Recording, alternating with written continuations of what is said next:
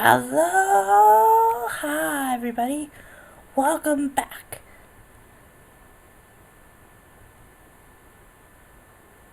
Let's play The Lost Girl's Diary. We were telling stories, and now we're about to finish it, I think. Well, I said have to go all the way back to where I didn't save. Oh no! Hopefully it saved my progress.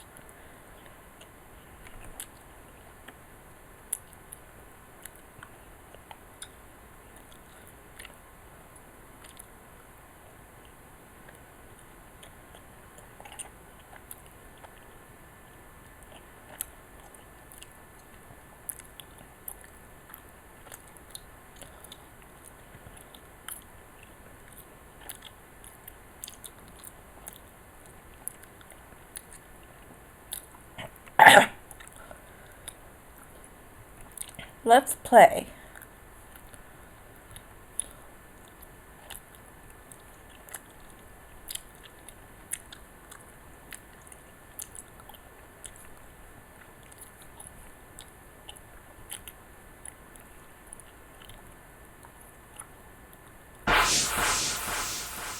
Small, light and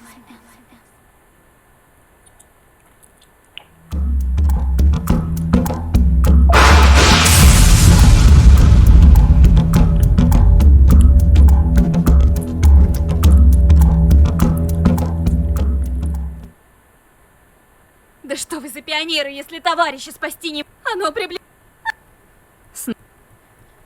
Тонький, если бы я знал... Uh-oh. So let's do this. And then auto.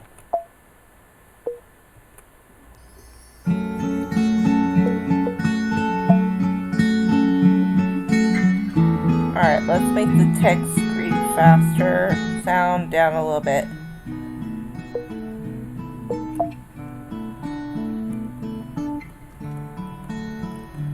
Wish I could skip.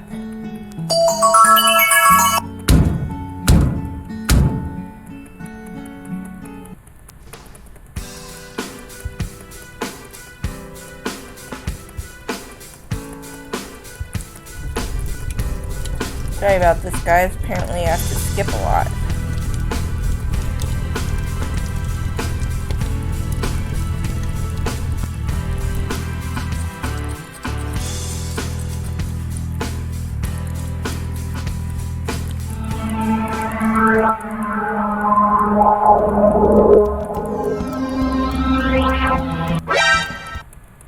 Wink! Solid Snake sounds.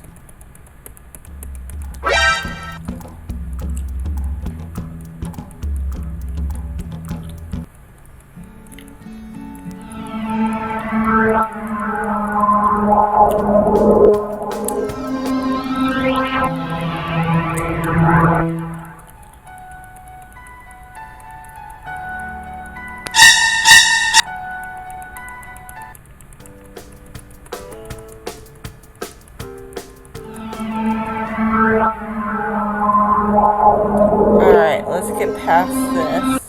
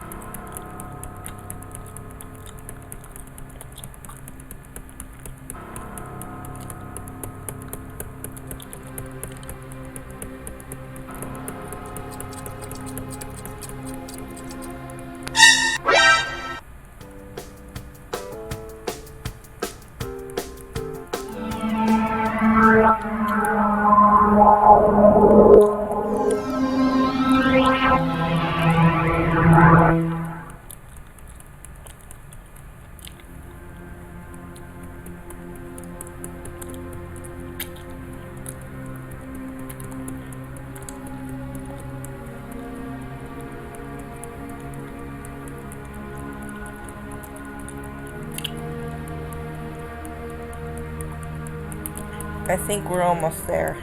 I hope we're almost there. I should have saved. I did not.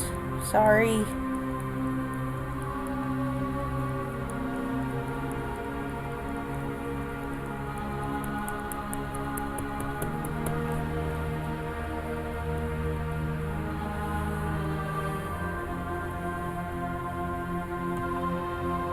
Hi.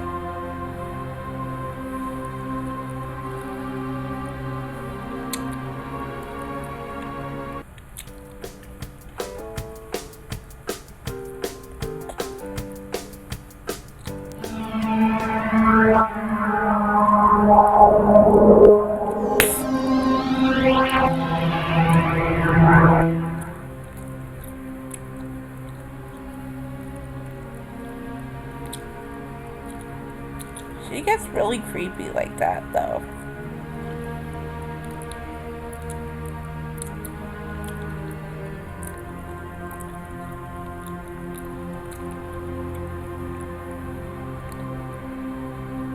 Let me check to see if my friend is on.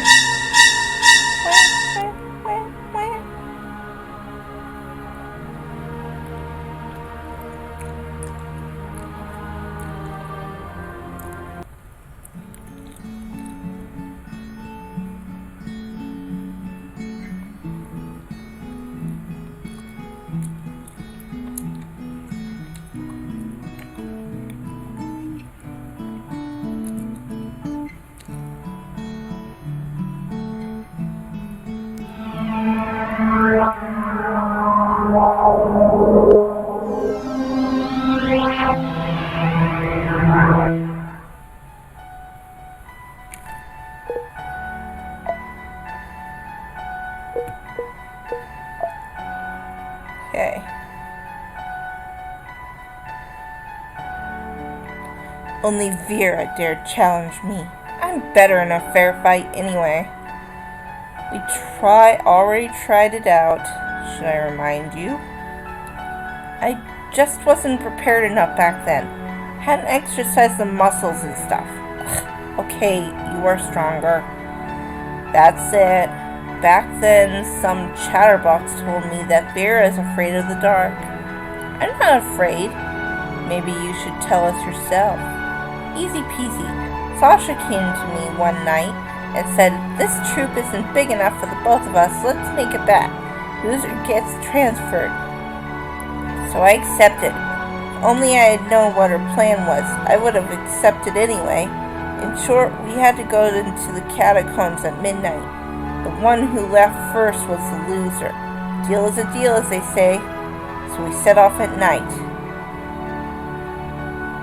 Part 1. And let's do this too.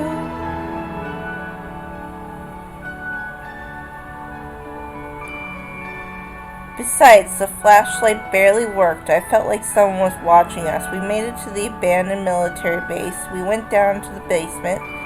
Sasha was going ahead of me. We entered some room when Sasha turned off the flashlight and said, "Vera dear, let's save the battery for the way back." But I was creeped out and I said, "Let's get over at the bet and have a pull-up contest." I saw her smiling the way she does. "What's wrong, Vera?" she said snidely. "Afraid of the dark, huh?" I freaked out and turned off the light and regretted it instantly, because I felt someone watching me, and the way they was not nice at all. I was all sweaty as I turned the light on, swinging the flashlight around, and Sasha was like, "So soon? Less than a minute?"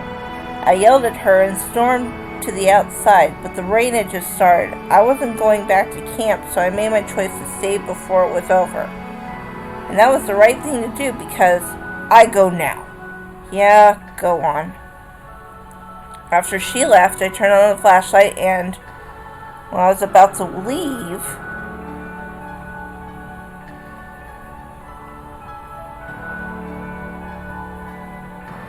she stood up. It seemed my legs were numb.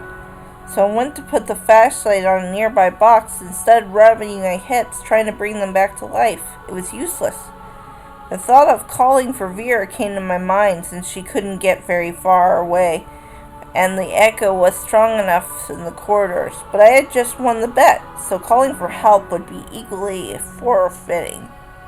So I kept rubbing my legs.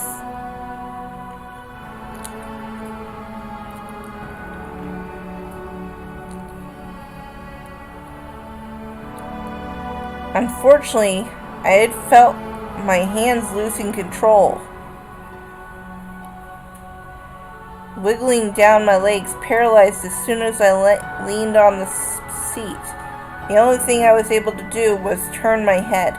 What's up with me, I thought. Am I being paralyzed?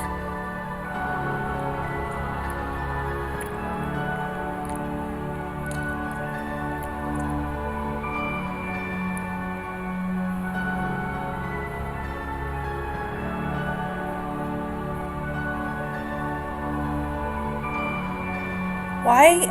I haven't fallen or hidden my head or taken drugs. Why can't I move? I was about to piss my pants. Calm down, Alexandra. Calm down. They'll find you missing next morning, and Vera knows where you are. They'll find you by lunch, at least.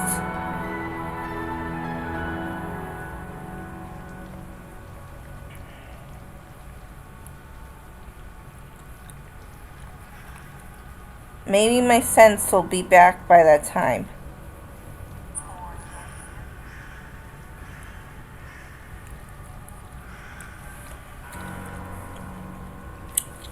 Breathe.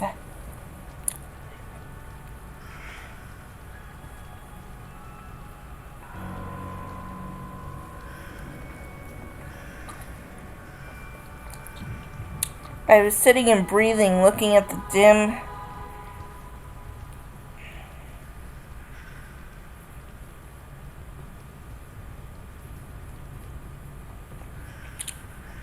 spot of light on the wall when they appeared.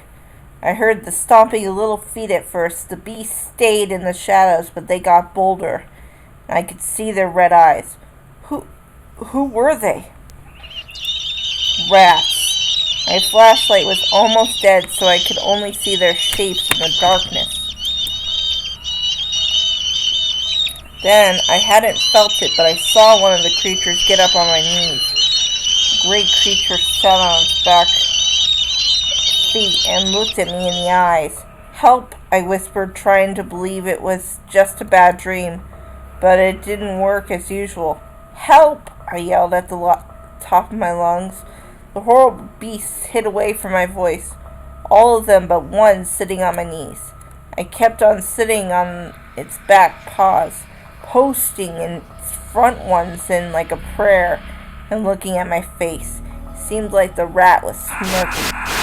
Help, I yelled again, realizing that deep in my heart no one was going to come. Oh, I wished I were out of there. The stupid bet, the foolish leadership. What use is any of that if you are going to get eaten alive?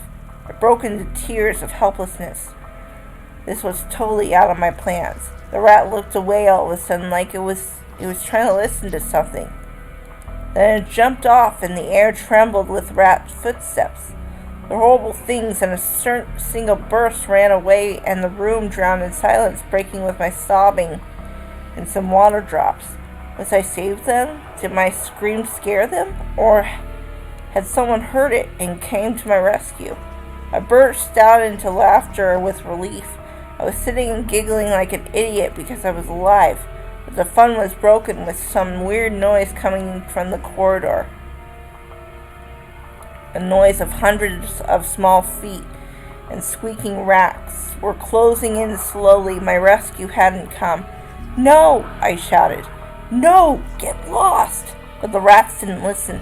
The light of my dying flashlight showed me the room filling with a swarm of gray beings. There was something in the middle of it.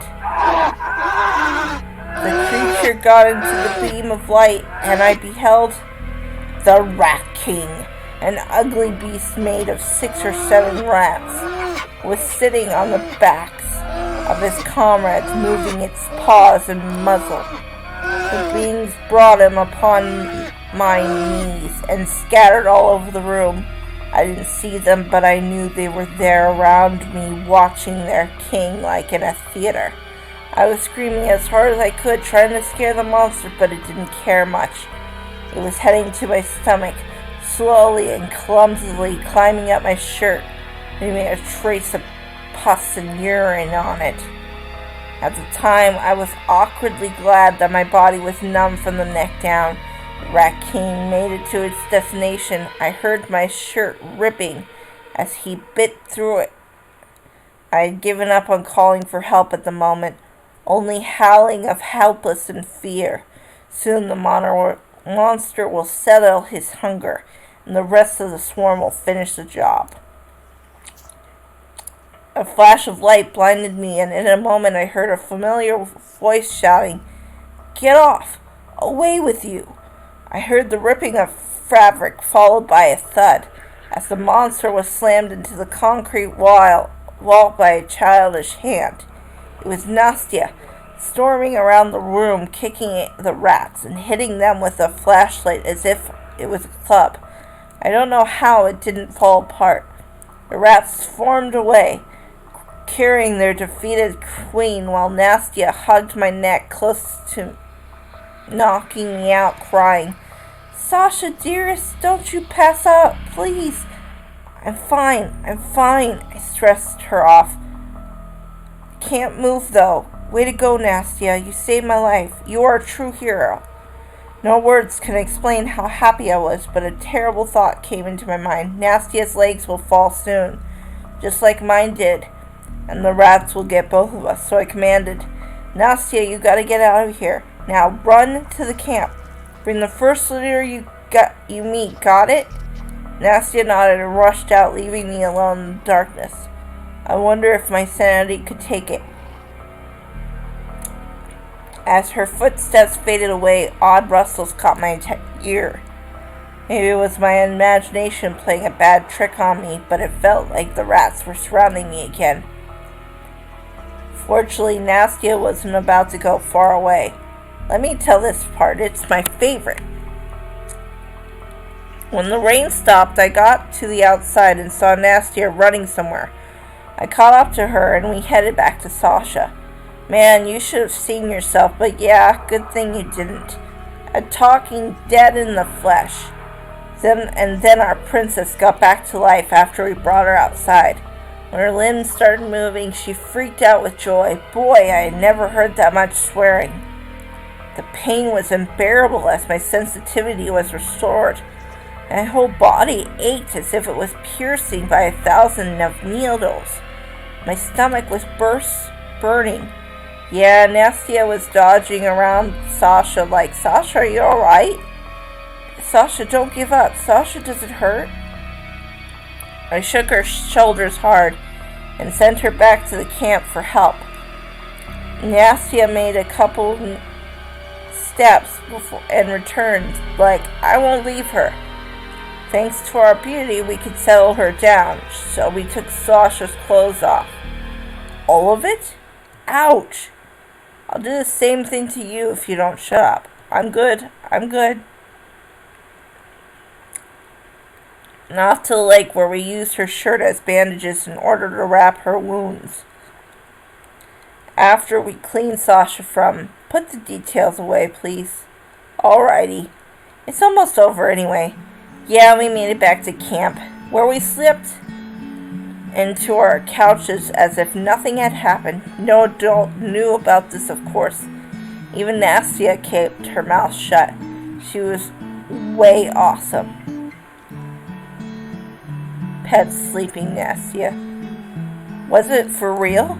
It was. Want to see the scars? I do. Dang, it's so dark in here I can't see a thing. Neither can I. They're too small to see. Try to touch them instead.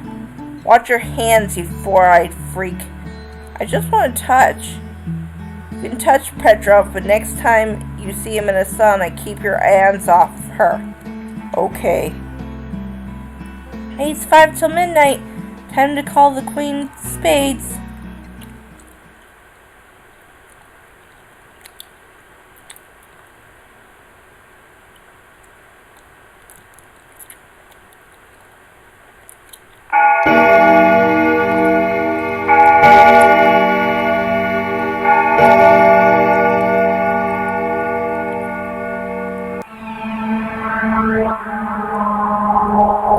Come ye, the Queen of Spades. Come ye, the Queen of Spades. Come ye, the Queen of Spades. Come ye, the Queen of Spades. Come ye, the Queen of Spades. She has come.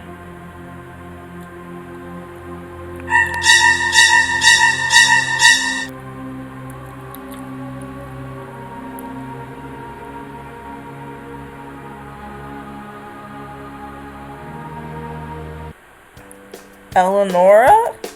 Andreva, is that you? No, I am the Queen of Spades. I have come to take away your souls. Ha ha ha.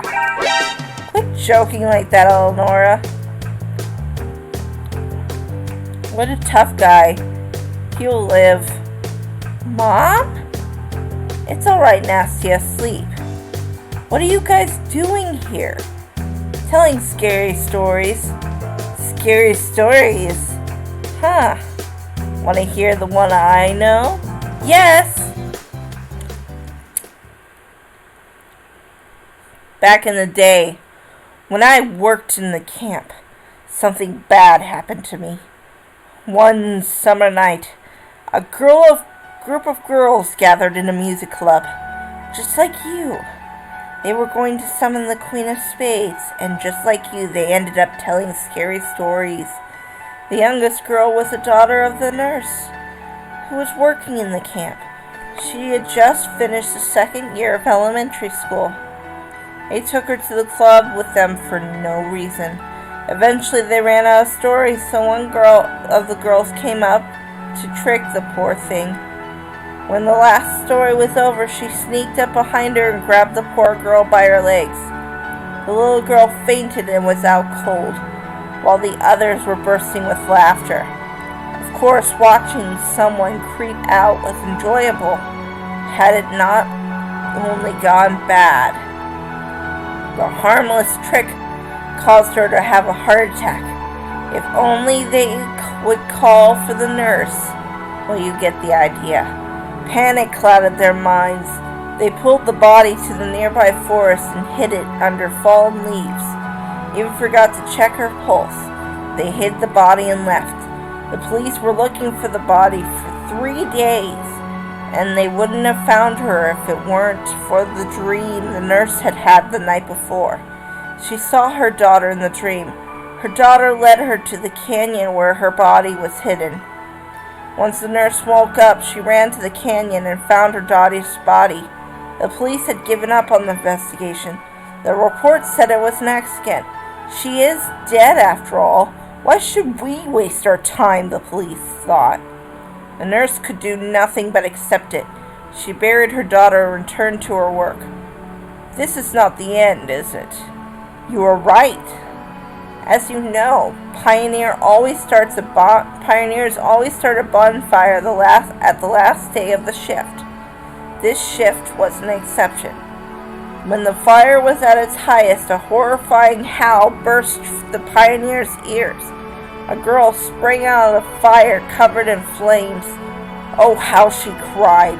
They managed to put out the fire, but it was too late. They couldn't save her. The burns had been severe. She died the next day. Was she one of those? Yes, she was. The one who designed the trick. What about the others? The others were found too, eventually. They found the second one in the same canyon without arms, with her heart taken out. A third girl drowned in an old well behind the camp in the warehouse. The last one, her body was found in the abandoned bomb shelter. She was gnawed to death by rats. Hold on. Our stories. Vera, Sasha, Lisa, Olya. This cannot be it. Tell me. Well, well, young man, save your voice. You are not trying to wake up the dead, are you? I don't believe this. You were just messing with me, aren't you? Suit yourself. But the story is not over yet. As you can see, the nurse murdered them, and everyone in the camp suspected her. How did she find out who killed her daughter? The same way she found out where her daughter's body was. Her daughter told her in the dream. She wouldn't lie, don't you think? A nurse got fired from the camp for no reason, and so I had to look for new work. Guess where the nurse works now? Here? Wrong. She works in a school. She sees the same nightmare every night. She sees her daughter and the girls who were killed. But sometimes, what? Sometimes she sees guests in the dream, like her child. Dead? Attaboy.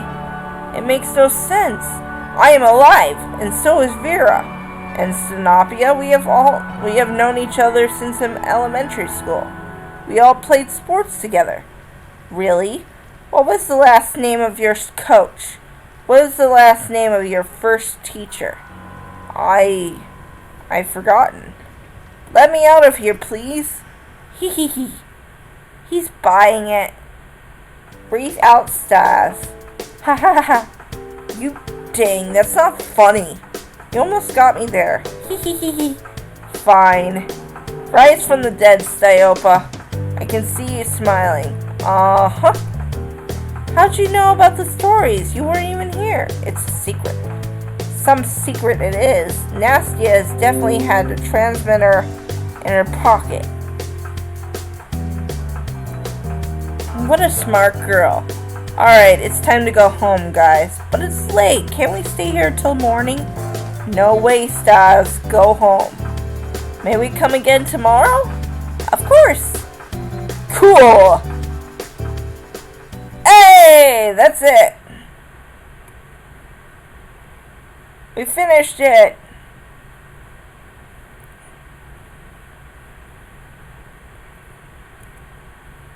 That didn't take too long, did it? Alright, guys. I'm going to end it here. My little bugger is asleep and I gotta go wake him up. If you liked it, hit that like button. Please comment and subscribe. And I'll see you all on the flip side. Bye!